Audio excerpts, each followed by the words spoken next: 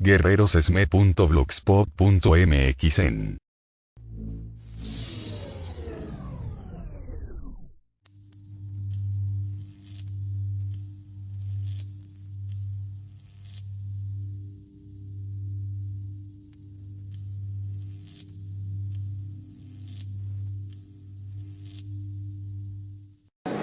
Este foro ha sido convocado para informar acerca de los conflictos que diferentes sectores de trabajadores tenemos.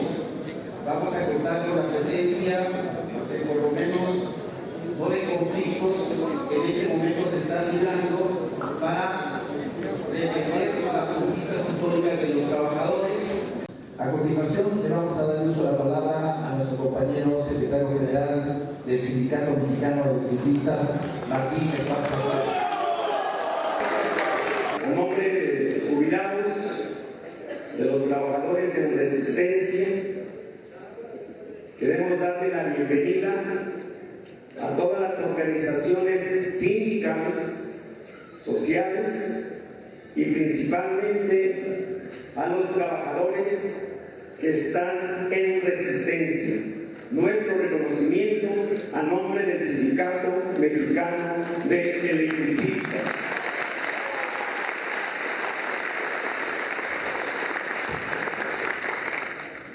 Es importante plantear el día de hoy el conflicto del SME. Y tenemos una ponencia sobre lo que ha hecho la Suprema Corte de Justicia de la Nación contra los trabajadores. Lo que me interesa es que todas las organizaciones y todos sepamos que hoy nuestro país prácticamente la división de poderes ya no existe. Hoy prácticamente los ministros de la Suprema Corte han violentado la legalidad y el Estado de Derecho en este país. Hoy la Cámara de Senadores y Diputados se han convertido en el artífice de las multinacionales, de los patrones, para aprobar reformas contrarias al interés del pueblo de México. Y precisamente sobre este tema de la violación de la Suprema Corte de Justicia de la Nación, para explicar el ruinoso papel que asumió el máximo órgano de justicia del país en todo nuestro proceso jurídico, seguido por el SME, tras el ilegal decreto de extinción de luz y fuerza del centro, que dejó sin empleo a 44,000 electricistas. No hay antecedentes en el país, ni en el mundo, compañeros. Quisiera hacer un relato de los hechos sucedidos en la noche de ese sábado 10 de octubre del 2009, en que dio inicio la extensa lista de atropellos y arbitrariedades perpetradas en contra de nuestros derechos laborales, nuestros derechos elementales y humanos, a raíz de la forma autoritaria asumida por el expresidente Felipe Calderón Hinojosa. Para materializar el encubierto del golpe de Estado en contra del Sindicato Mexicano de Electricistas, cobró forma un día antes de que en cadena nacional el exmandatario saliera a escribir sus razones de la inviabilidad financiera de nuestra entidad y los inexistentes privilegios laborales que decían, amparados en la sombra de la noche y en un silencio operativo, elementos del ejército disfrazados de policías federales irrumpieron en los centros de trabajo para desalojar a punta de metralla a nuestros compañeros. Una escena propia de las dictaduras militares que asolaron a los países de América Latina en los años 60 y 70 y que se creían desterradas en los países democráticos de nuestro siglo. Fue así que el domingo 11 de octubre Las instalaciones de la paraestatal amanecieron tomadas y resguardadas tan solo para brindar las oficinas centrales de Luz y Fuerza del Circuito Interior y Marina Nacional. Se utilizaron más de 6,000 elementos. El gobierno panista había recurrido al uso de la fuerza, relegando todo diálogo con los trabajadores afectados. Ante la falta de argumentos para explicar a la nación sus aviesas razones, el plan para quitar de en medio al Sindicato Mexicano de Electricistas, entregar el multimillonario negocio de la fibra óptica a los amigos de Calderón y abrir de par en par las puertas de la industria eléctrica a las transnacionales, iniciaba para consumarse. De manera inédita, una hora después de cometido el despojo laboral, el gobierno publicó en una edición extraordinaria del Diario Oficial de la Federación, al filo de la medianoche, el decreto de extinción de Luz y Fuerzas del Centro, firmado por Felipe Calderón, ¡hijo de puta!, Javier Lozano Alarcón, Georgina Kessel, Fernando Gómez Mont, y también el que está de senador, que estuvo en la función pública, Salvador Vega Casillas, también firmó el decreto. El que estuvo de secretario de Hacienda, que hoy es senador de la República, también firmó el decreto. Mr. Bill, que dice que con 6,000 pesos al mes alcanza para todas las familias. Otro elemento a resaltar en este tema es que desde el momento mismo que la Policía Federal, o mejor dicho, los militares bajo los uniformes de la PFP, desalojaron violentamente a los trabajadores del desmén.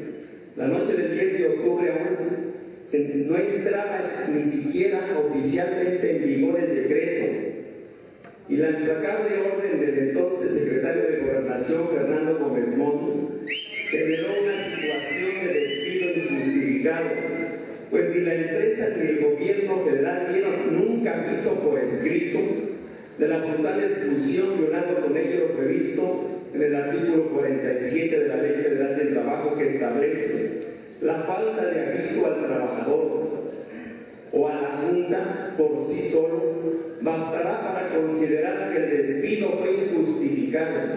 Además, los trabajadores no abandonaron sus puestos por voluntad propia, sino que fueron obligados a hacerlo con lujo de violencia. Para el SMED, entonces, abrimos 3 flancos de acción.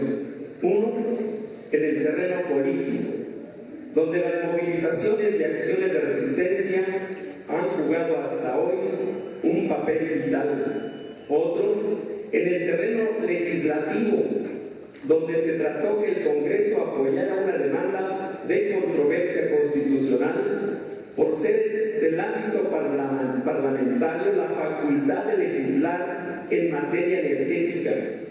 Y el último, en el terreno jurídico.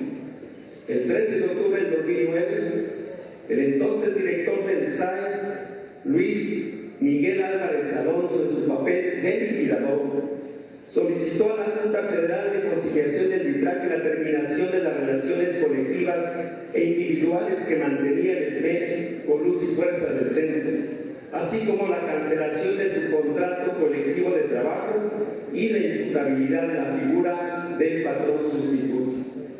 Curiosamente, y tal como lo había adelantado Javier Lozano Alarcón, horas después del anunciado decreto de extinción desde el inicio, el SAE cimentó su demanda bajo el argumento de que las terminaciones laborales del SME eran conducentes por tratarse de la decisión fascista de un asunto de causa de fuerza mayor.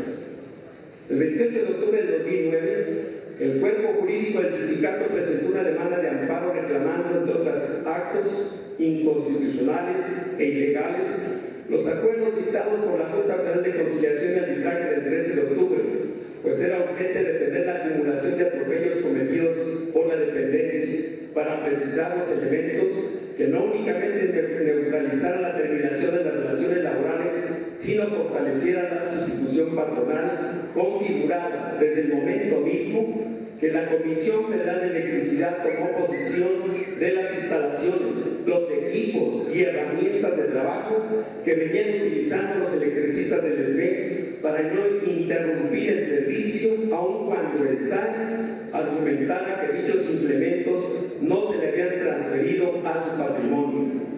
El 10 de diciembre del 2009, Guillermina Cutiño Mata, juez primera del distrito del Centro Auxiliar de la Primera Región, en quien recayó el análisis de la causa del SME, dictaminó como válido el decreto presidencial invocando la ley de entidades paraestatales por decreto, por ser extinguido por otro decreto.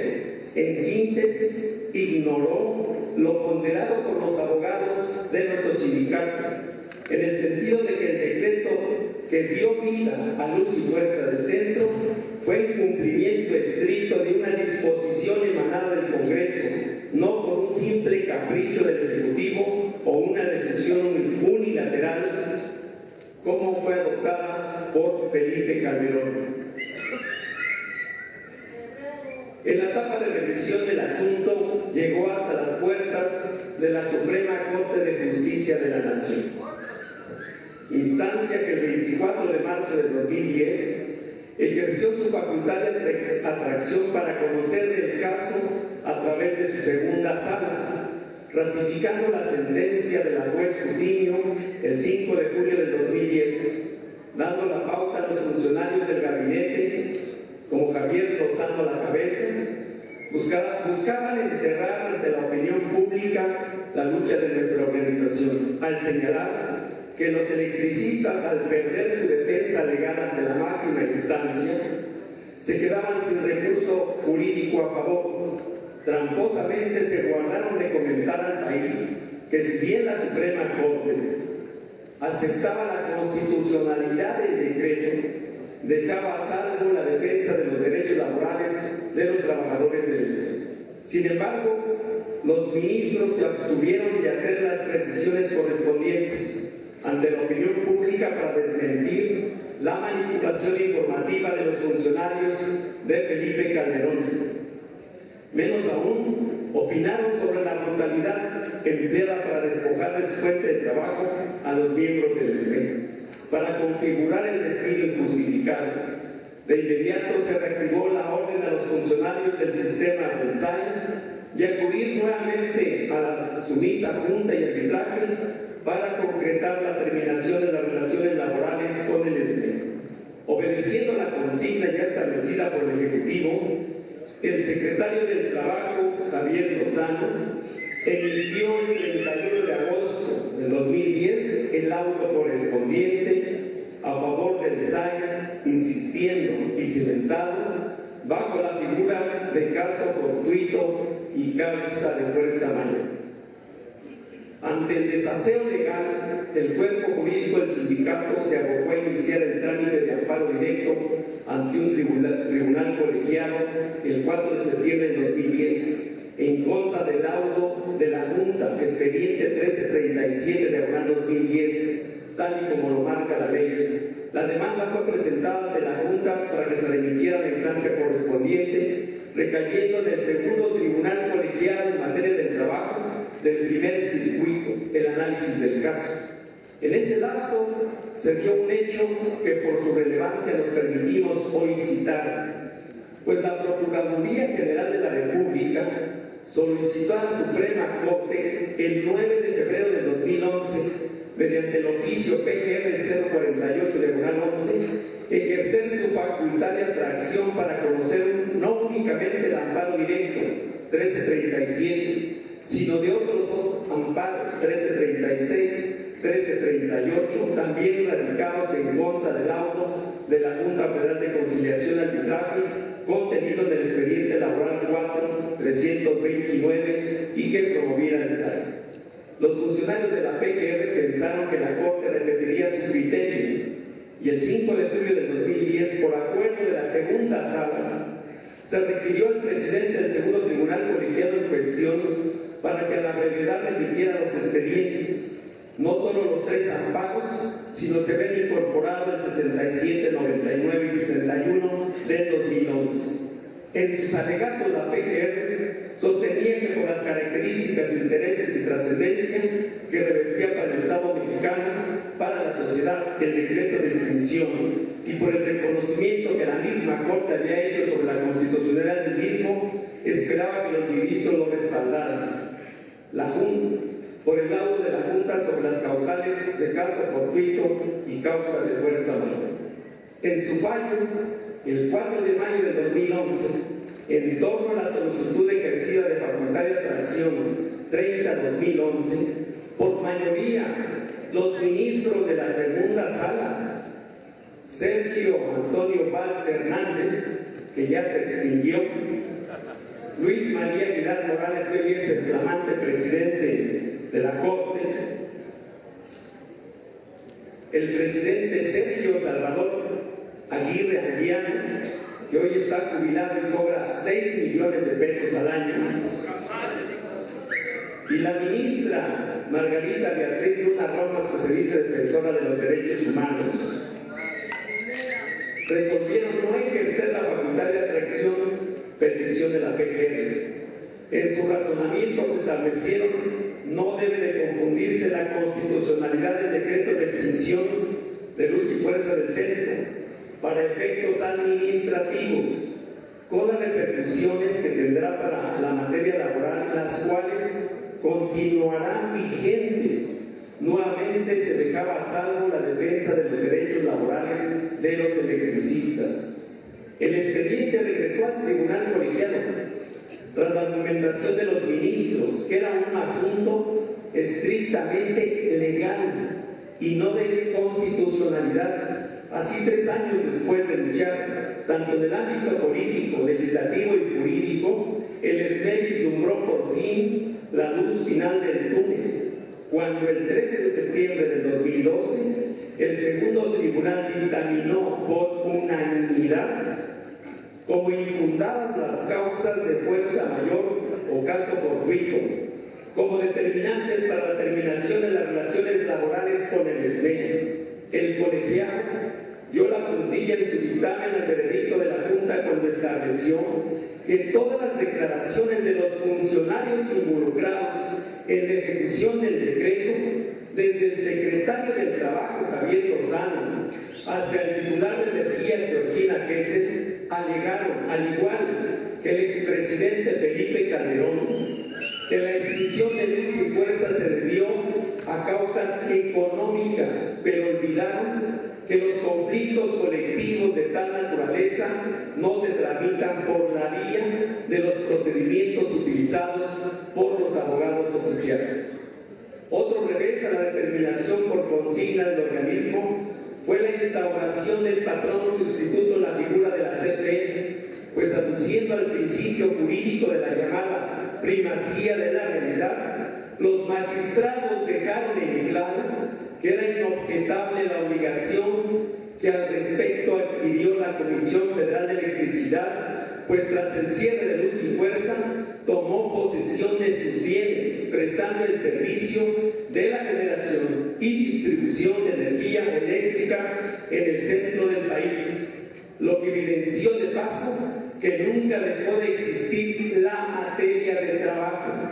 Es importante recordar que la sentencia del colegiado señalaba en el punto 2 de su resolución final: la justicia de la Unión ampara y protege al Sindicato Mexicano de Electricistas por sí y en representación de sus agremiados, y en contra del acto de autoridad que quedaron precisados al inicio de esa resolución. El amparo se concede para los efectos señalados en el último considerando de esa ejecutoria, de tal manera que se instruía a la Junta Federal a dar un nuevo laudo donde se salvaguardaran las relaciones de trabajo, los derechos fundamentales de los trabajadores establecidos en la Constitución y se obligaba a la Comisión Federal de Electricidad a asumirse como patrón sustituto por ser la única entidad del gobierno federal responsable de la generación, distribución, comercialización de la energía eléctrica en la zona centro del país. Además,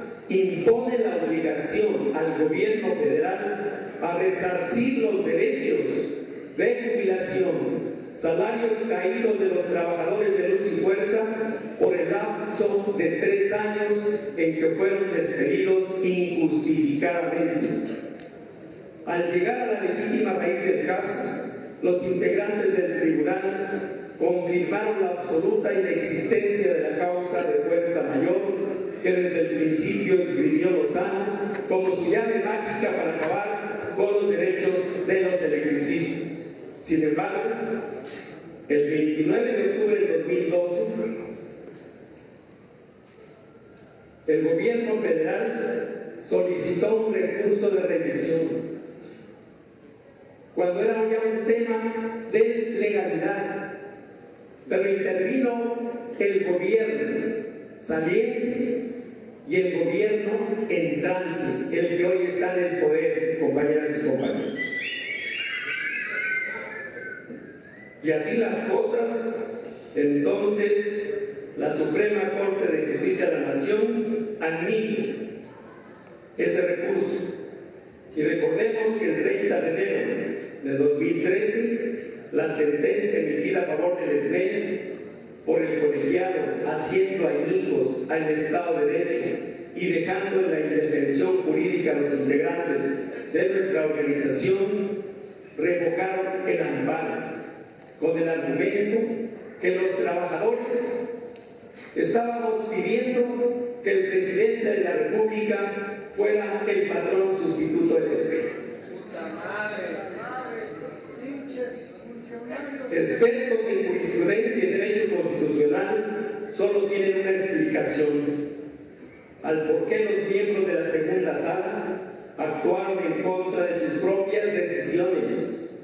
La vergonzosa consigna recibida desde el Poder Ejecutivo, pues basta recordar que en su resolución establecieron el análisis de los preceptos contemplados en el derecho impugnado puede llegarse a la convicción de que sus efectos no están dirigidos a extinguir, menoscabar o vulnerar los derechos subjetivos que conforman el núcleo de las garantías de la estabilidad en el empleo.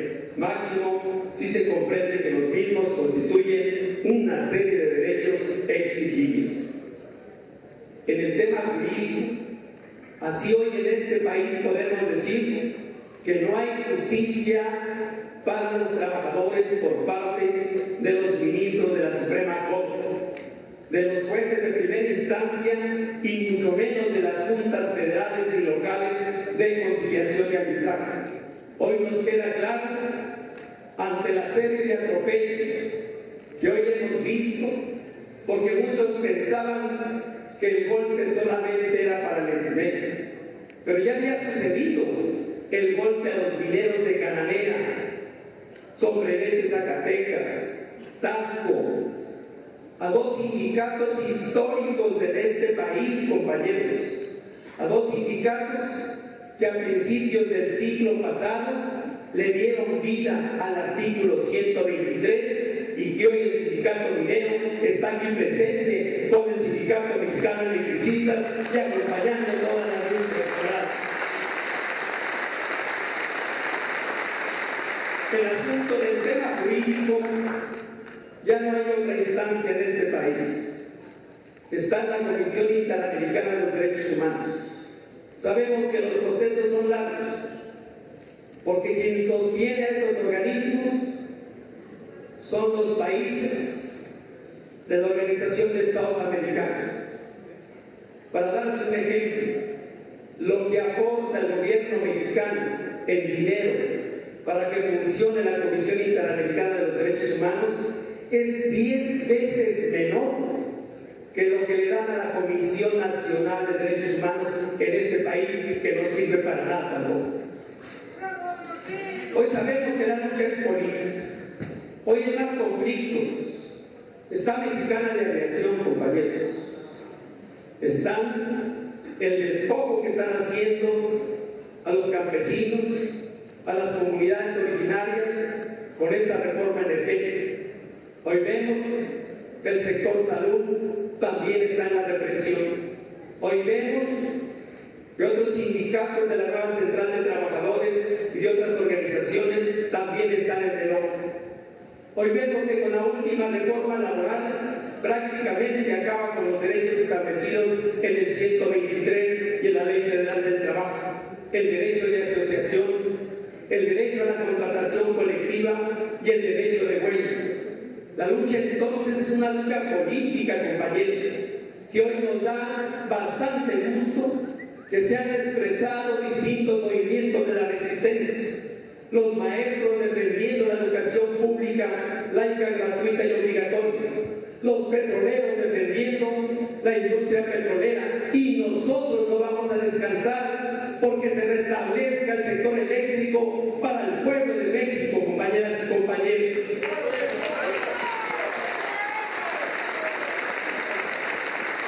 Hoy no nada más es una lucha por derechos laborales. Hoy es una lucha por defensa de nuestro territorio que se está entregando a las multinacionales. Es una lucha por defender el agua porque la van a privatizar si los dejamos.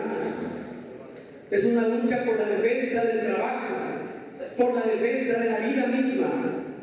Hoy cuántos dirigentes sociales y sindicales que están luchando están en la cárcel o han sido asesinados.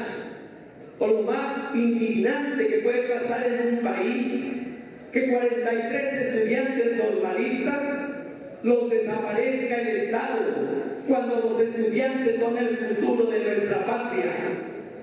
Por esta y más vejaciones, hoy aquí nos complace y compañeros jornaleros de San Quintín cuenten con el respaldo de la nueva Central de Trabajadores, del Sindicato Mexicano de Electricistas. La lucha de ustedes es la lucha de los trabajadores del PEM y del pueblo de México. Próximamente, el 1 de mayo es día de desfile, compañeros. Es salir a protestar contra este mal gobierno. Es salir a levantar la voz. Es cobrarles todo lo que ha hecho en contra de los trabajadores. Hoy todavía algunos piensan que el 7 de junio van a cambiar las cosas en este país. Hoy todos los partidos están por sus votos de poder. Son del sistema, compañero. Todos los partidos. Por eso es importante levantar nuestra conciencia de clase. La única forma de cambiar este país es con la unidad, la participación y la lucha de los jubilados.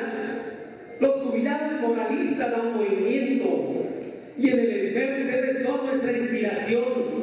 Los jubilados aportan un dinero para sostener la resistencia, sostienen a un hijo en la resistencia y están luchando también por su pensión, porque ya vienen por las pensiones y jubilaciones de todos los trabajadores.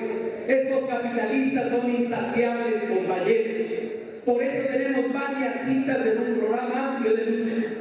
Que todos los trabajadores salgamos a protestar, que organicemos las caravanas para recorrer todo el territorio nacional, que fortalezcamos las resistencias desde el norte hasta el sur, compañeros. Y estoy seguro que los trabajadores, los campesinos, los indígenas, los estudiantes, académicos, intelectuales y el pueblo de México tendremos que recuperar nuestra Constitución, producto de la Revolución Mexicana. A eso lo llamamos.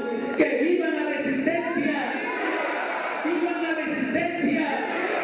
¡Viva nuestros jubilados! ¡Viva la nueva Central de Trabajadores! ¡Viva los maestros! ¡Viva los jornaleros! ¡Viva los enfermeros! ¡Viva los